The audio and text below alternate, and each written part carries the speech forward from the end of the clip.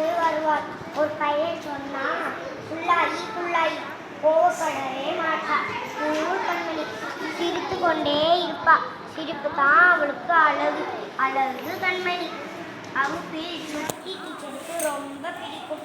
5ஆம் வகுப்பு மாணவிகள் தூக்கி வைப்பார்.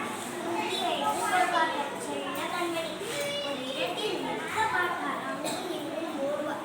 பரப்பர கண்மணி டீச்சரின் சேலையை இழுப்பார்.